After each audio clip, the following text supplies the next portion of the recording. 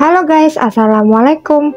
Hari ini aku akan menceritakan kasus seorang pelacur yang dibunuh oleh kliennya sendiri.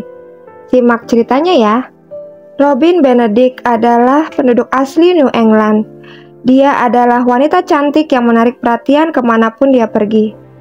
Robin ialah seorang seniman yang berbakat yang bermimpi suatu hari nanti akan menjadi seorang desainer grafis.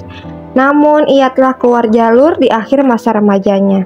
Pada tahun 1981 ketika Robin menghadiri pesta dengan pacarnya Ray Kostick, saat berada di sana, seorang yang menjual jasa wanita cantik kepada penawar tertinggi berkomentar bahwa Robin bisa menghasilkan banyak uang dan bekerja di jalanan. Meskipun Ray Kostick melarang keras Robin untuk menerima tawaran tersebut, tapi ide itu selalu bergema di benak Robin. Ia sedang butuh uang untuk membiayai sekolah desainnya. Dengan tujuan mendapatkan penghasilan yang cukup untuk membiayai pendidikannya, ia mulai mencari seseorang mucikari untuk mengasuhnya. Pada akhirnya dia menemukan Clarence Junior Rogers. Di bawah pengawasannya, remaja berusia 19 tahun yang selama ini hidupnya lempeng-lempeng aja, akhirnya terjun langsung ke dunia prostitusi yang menguntungkan. Alih-alih menempatkannya di jalan, Roger malah menjebak Robin di Good Times Charlie's, sebuah tempat yang diperuntukkan bagi pria yang mencari wanita pelacur. Tempat itu terletak di jantung zona tempur yang terkenal di Boston. Tempat tersebut merupakan tempat yang relatif aman bagi perempuan dalam perdagangan seks untuk bertemu klien potensial. Pada bulan April 1982, Robin yang menggunakan nama samaran Nadine, ketika mulai menebar pesonanya, ia didekati oleh seorang pria berumur 41 tahun yang memperkenalkan dirinya sebagai Profesor William Douglas, seorang profesor anatomi di Tufts University Medical School. Sebagai ayah 3 anak yang sudah menikah, ia terkenal di distriknya karena kebutuhannya yang tidak pernah terpuaskan. Setelah berbincang-bincang dengannya sebentar dan memastikan bahwa ia tidak berbahaya, Robin memberinya aturan-aturan yang bisa ia lakukan dan tidak, beserta tarifnya yaitu $100 per jam. Setelah detailnya diselesaikan, pasangan aneh ini menemukan kamar di hotel murah yang disewa per jam dan mulai berbisnis. Ini akan menjadi pertemuan berbayar pertama yang tak terhitung jumlahnya selanjutnya. Meski dia belum menyadarinya saat itu, kutu buku berkacamata yang membayarnya akan menjadi mimpi buruk yang terburuk bagi gadis pelacur tersebut. Dan Douglas pun akhirnya mulai jatuh cinta dengan Robin.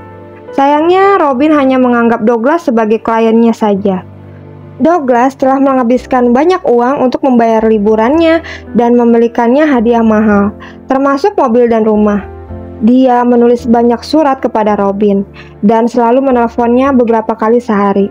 Pada bulan Desember 1982, ia mulai masuk ke apartemen Robin dan mencuri mesin penjawab teleponnya dan menggunakannya untuk menyadap pesan teleponnya. Lama-kelamaan Robin pun mulai bosan. Akhirnya Robin pun mulai menganggap perhatiannya sebagai pelecehan dan berusaha mengakhiri hubungan mereka.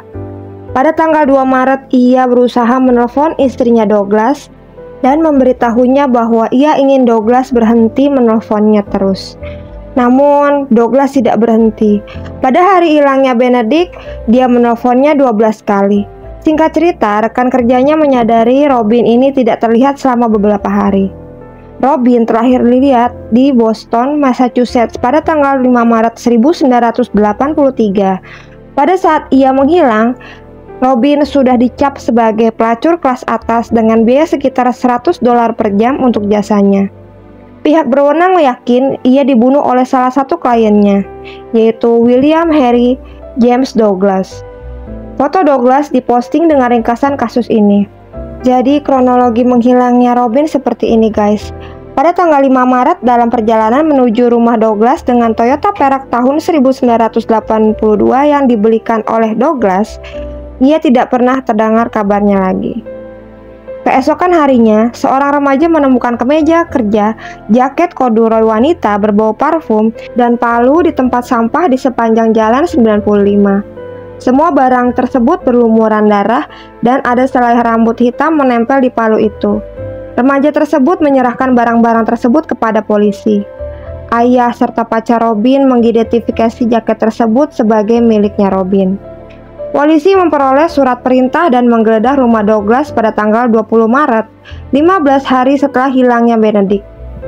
Mereka menemukan buku saku, kartu kredit, dan buku telepon pribadinya di lemari Douglas. Dan Douglas berkata dia tidak tahu bagaimana mereka sampai di sana.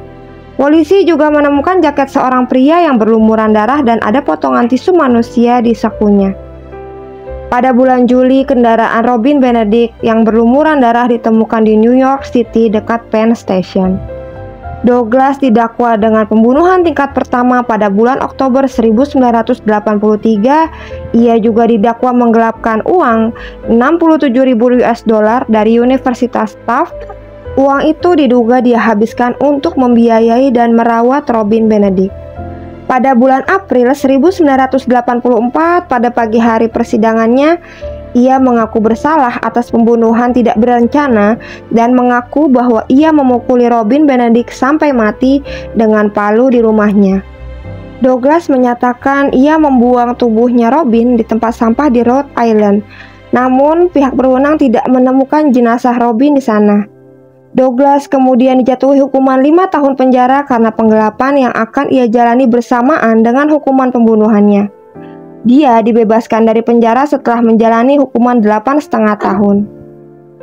Ya itulah guys, kisah dari pelacur kelas kakap yang dibunuh oleh kliennya. Terima kasih sudah menonton. Assalamualaikum.